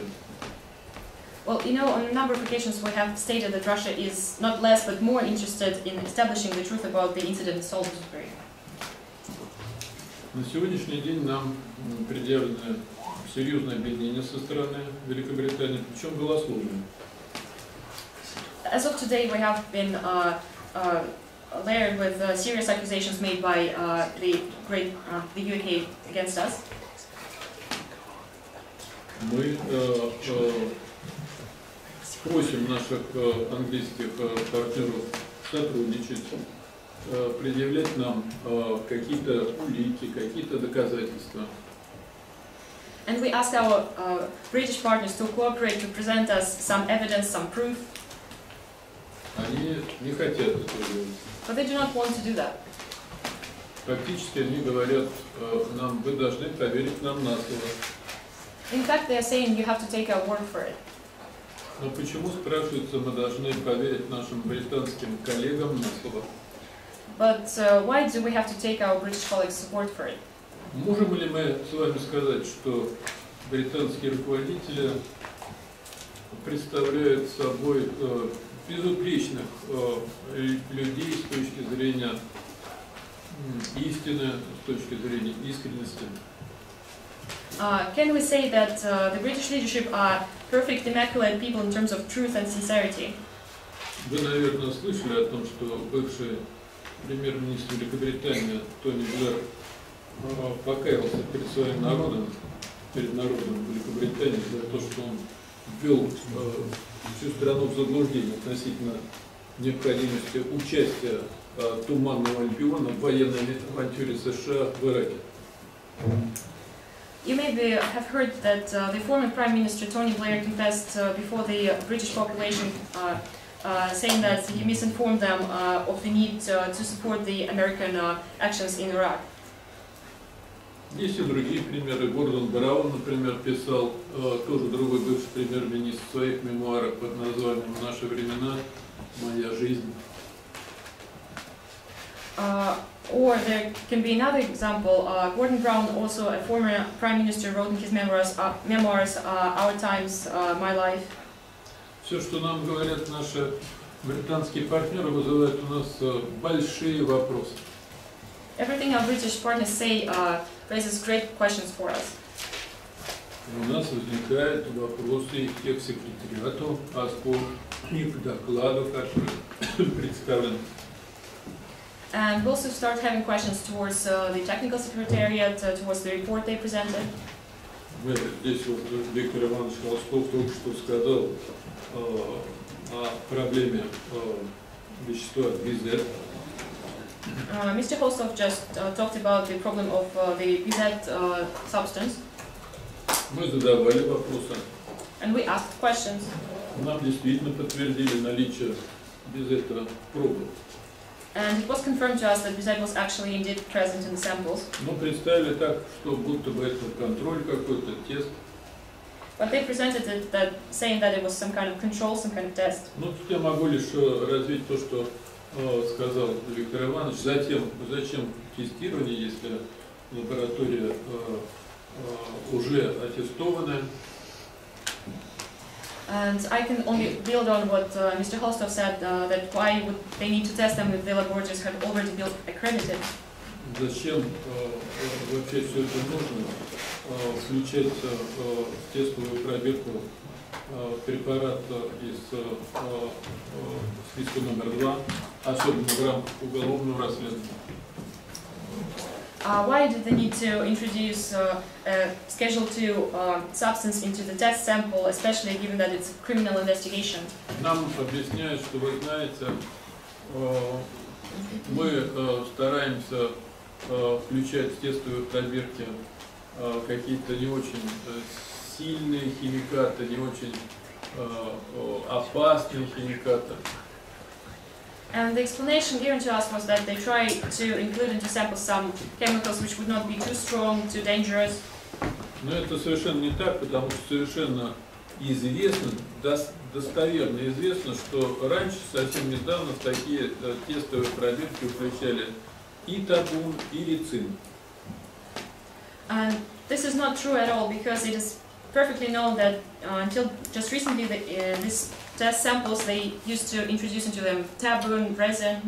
И вот те заявления, пояснения, которые нам дают, мы их не принимаем, как сказал Виктор Иванович. And so we do not accept such statements, such explanations as Mr. Holstov already said. И будем добиваться прояснения полной картины.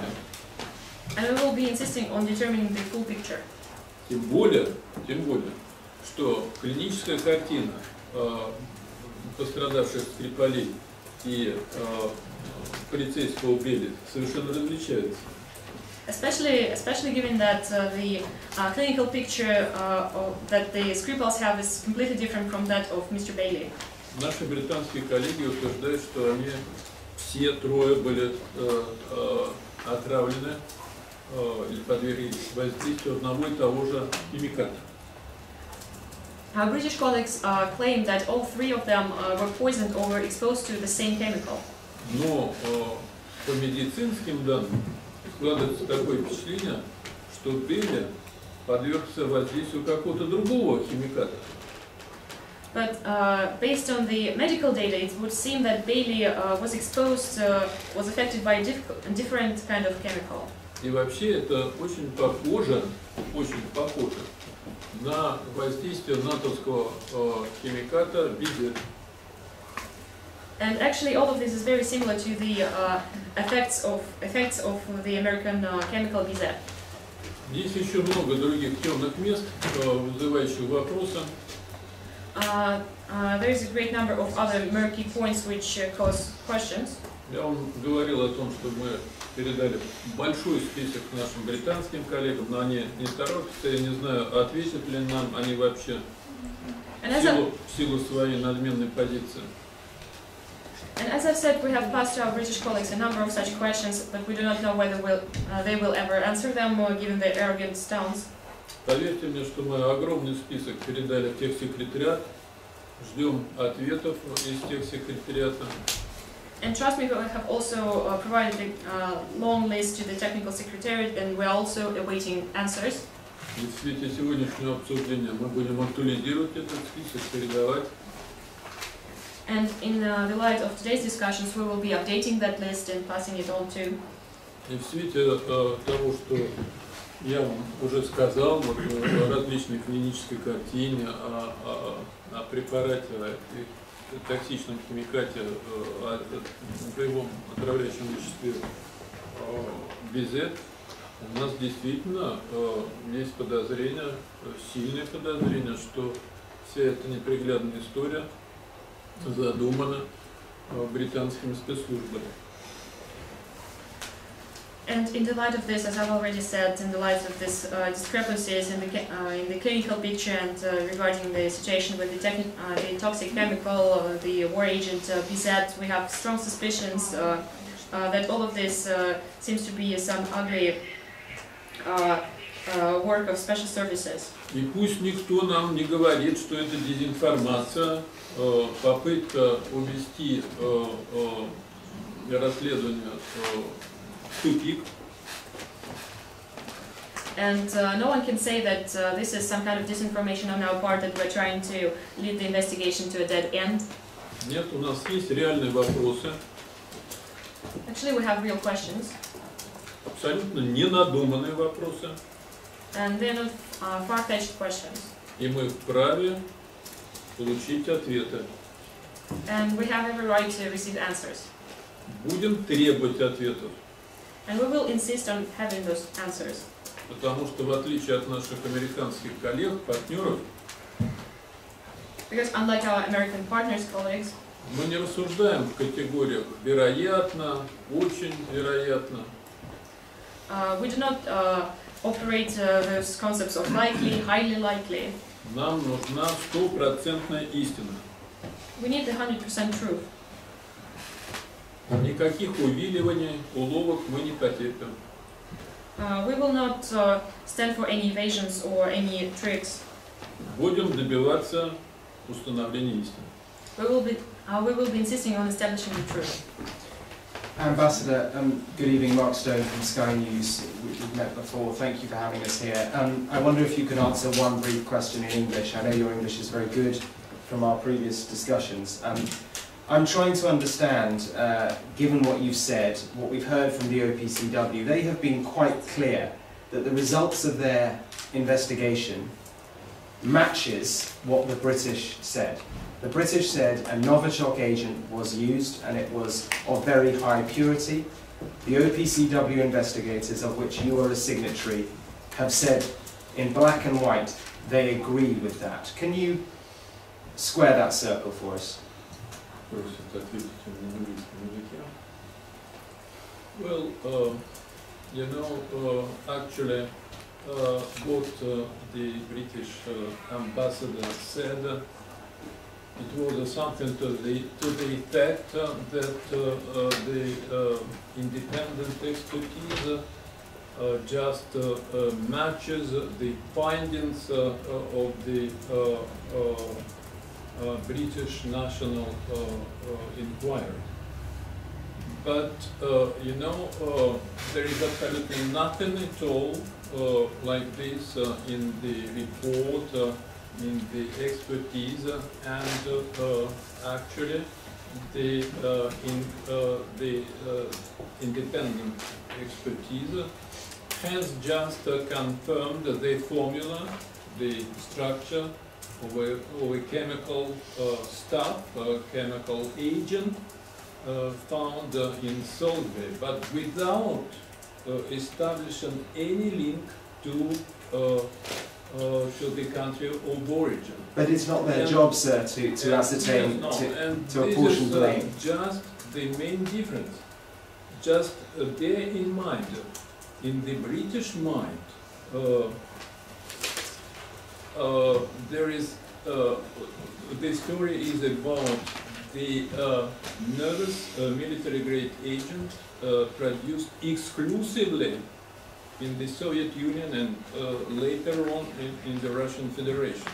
And this is not the case according to the results of the expertise. There is absolutely no link to the country of origin. Moreover, like we said, and Mr. Khaustov confirmed it, we just asked the precise question to Mr.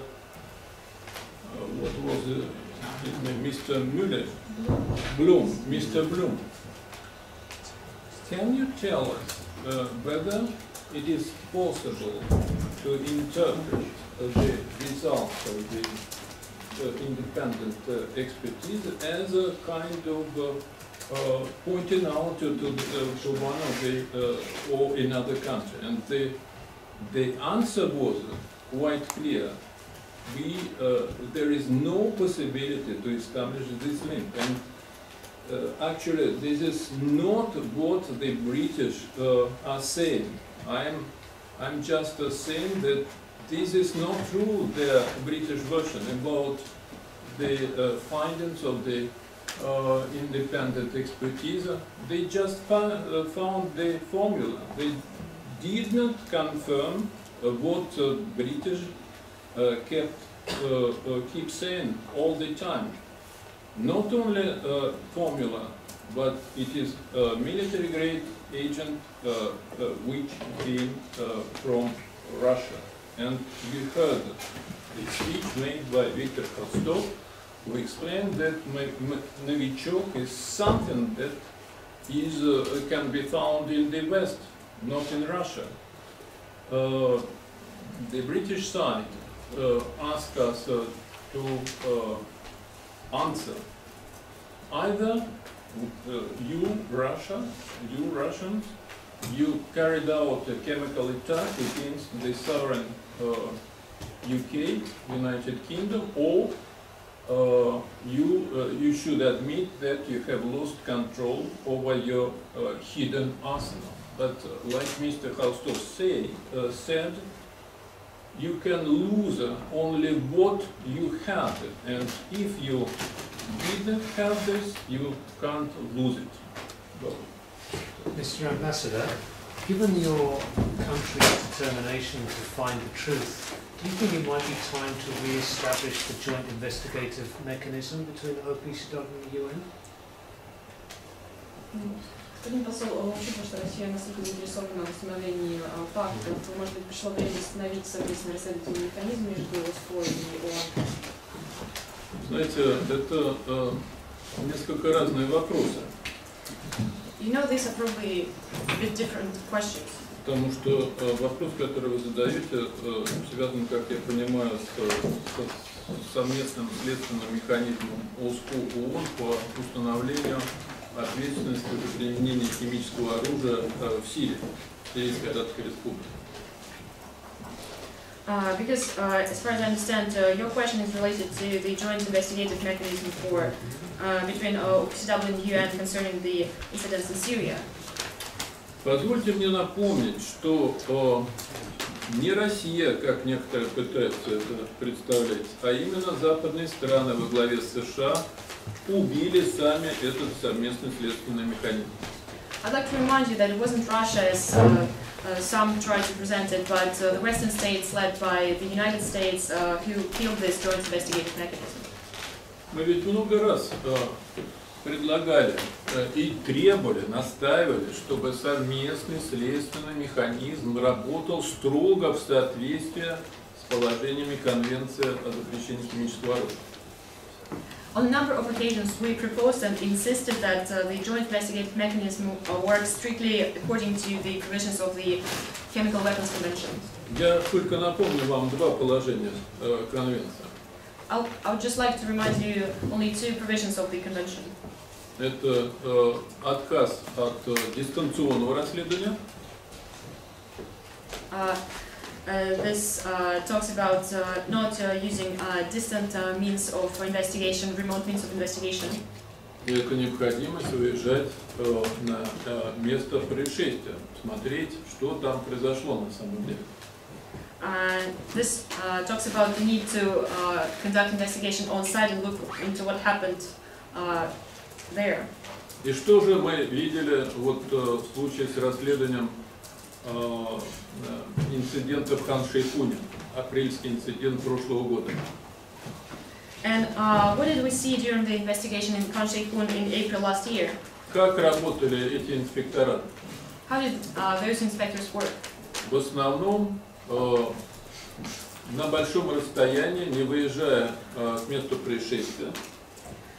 Mainly at a very large distance from the site, not visiting the site of the incident. Причем в основном только с одной стороной конфликта, неправительственными организациями, вооруженной оппозицией.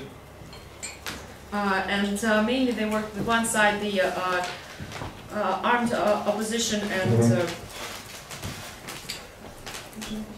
Вооруженная оппозиция. And the NGOs.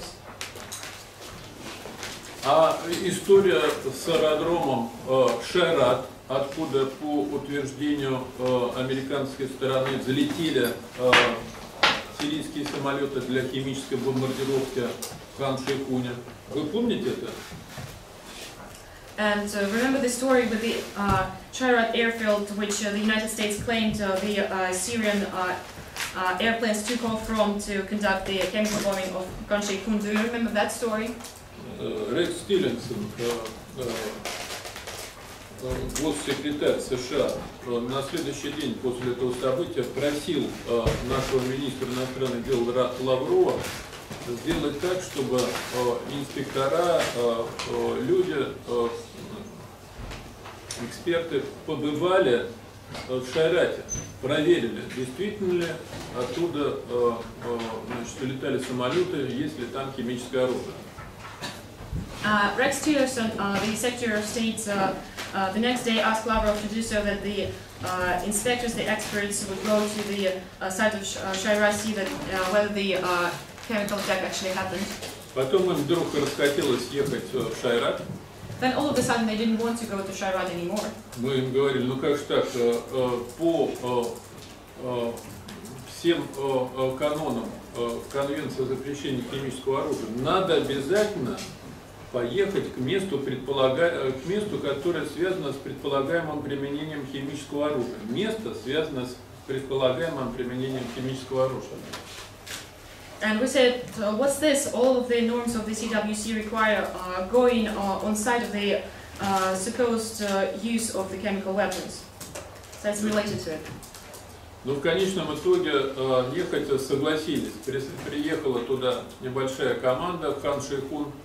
И что же они там сделали? Finally, unwillingly, they agreed and a small team came to Хан-Шейхун, and what did they do there? Никаких проб они не брали вообще, как таковых. They did not collect any samples as such. И знаете почему? And do you know why? Сказали, что приехали всего на 2-3 часа, хотели уложиться в светлое время дня, просто не хватило сил и возможностей. They said that they only had 2 or 3 hours because they wanted to catch the daylight and they just didn't have the strength and opportunity to do so.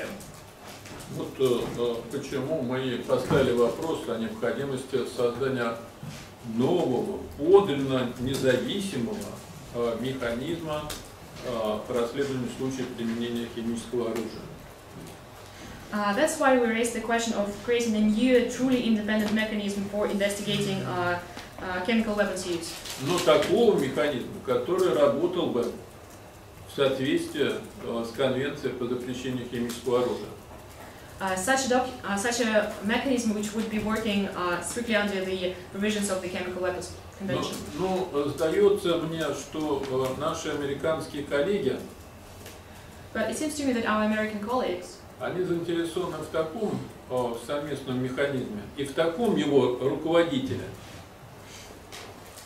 they are interested in such a joint mechanism and such a head of a mechanism. Который был бы послушным инструментом в их руках. Which would be a very willing instrument in their hands. Который лишь бы штамповал те решения, которые необходимы Соединенным Штатам Америки. Which would just be rubber stamping the decisions which the United States need. И, к сожалению, это то, что произошло с Хан-Шейхуном. And regrettably, this is what happened to Хан-Шейхун. Буквально через 2 дня после трагедии в Хан-Шейхуне американцы, наши партнеры, говорили, что никакого расследования им не нужно. Just about 2 days later, our American partners said that they didn't need any investigation. Они, мол, на 100% уверены в виновности сирийского правительства. They were saying that they're 100% sure of the guilt of the Syrian government.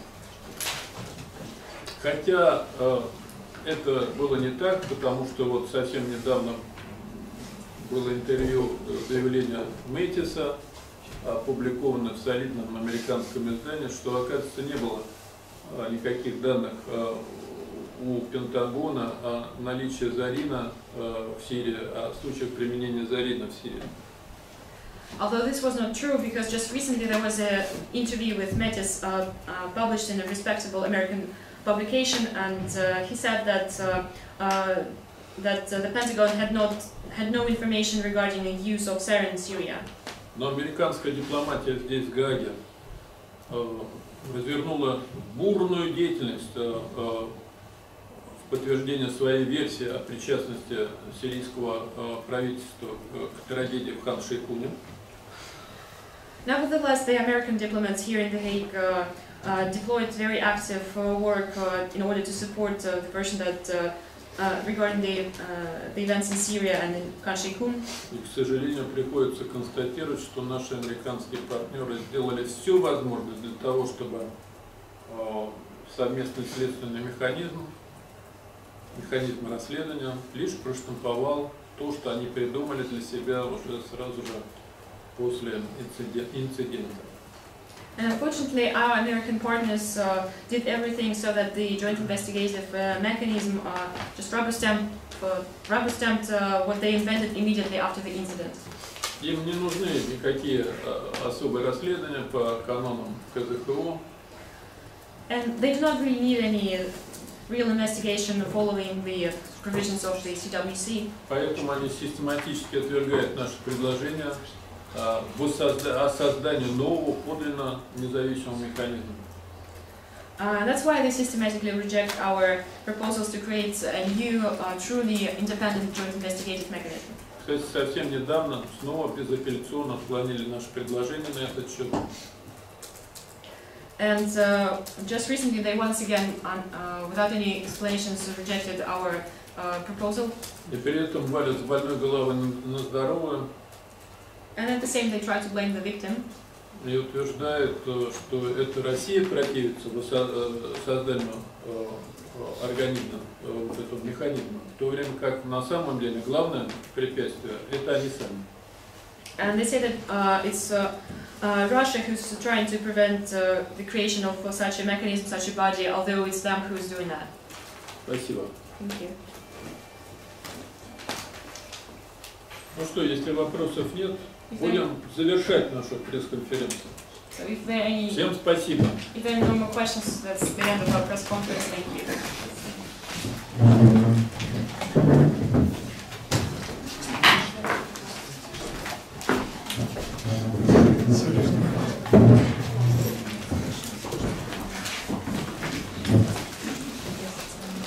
Спасибо.